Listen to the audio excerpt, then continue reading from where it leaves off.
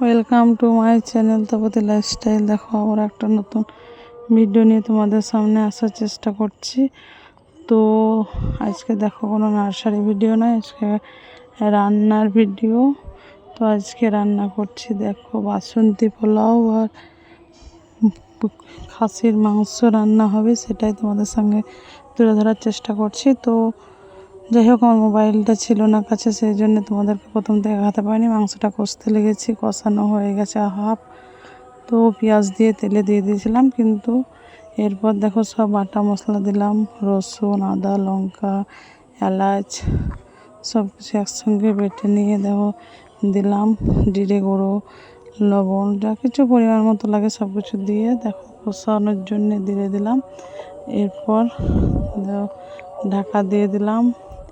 তো বাসন্তী পোলাও রান্না করার জন্যে দেখো কড়াইতে তেল দিয়ে কড়াই বসিয়ে দিয়েছি, কড়াইতে ঘি দিতে হবে। তো দেখো বাসন্তী পোলাও বানানোর জন্য কড়াইতে তেল দিয়ে দিলাম, এবার কড়াইতে ঘি দিয়ে দিলাম।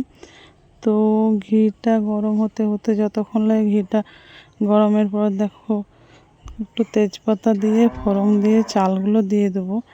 তো তার আগে দেখো মাংসর জন্য আলুগুলো কষে রেখেছি।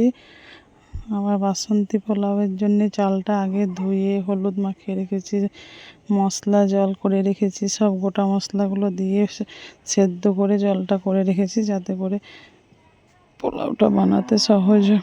ওই জন্যে আবার চালটা ধুয়ে আগে হলুদ মাখিয়ে রেখেছিলাম, তো শুকনো শুকনো হয়ে গেছে, ওটা আবার ভেজে নেব। কড়াইতে অল্প অল্প করে দিয়ে ঝরঝরে করে ভেজে নেব, লাল লাল করে ভেজে নেব, যাতে লাল লাল হয়ে গেলে ভাজা হয় ভালো, আর সেটাতেও টেস্ট হয় ভালো, হালকা হিটে ভাজতে।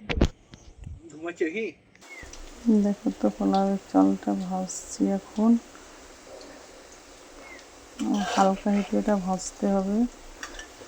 যেটা পোলাওটা নিরামিষ নয়, আমিষ করছি, যে মশলার জলটা করা আছে সেই জলটাতে আদা, পেঁয়াজ, রসুন, লঙ্কা, তেজপাতা, এলাচ, জিরে, ধনে সব কিছু, মৌরি, গোটা মশলা দেওয়া আছে। গোটা মশলা দিয়ে ওটা সেদ্ধ করে নিয়ে তারপর ওটা করে দেখো মাংসটা কষাচ্ছি। আর ওটা তোমার কড়ানো আছে, ওটা সেদ্ধ করে নিয়ে জলটা গেলে ছেঁকে নিলে পরে ওটা চালের সঙ্গে পুরোটা মিশে যায় ভালো, যাতে করে গোটা কোথাও দাঁড়িয়ে না থাকে, সব জায়গাটায় সমান পরিমাণে। দেখো তো মাংসটা প্রায় কষানো হয়ে গেছে, আলুটা দিয়ে দিলাম, কষে রাখা আলুটা দিয়ে দিলাম, যাতে করে আলুটা 2-4 পাক নাড়ার পরে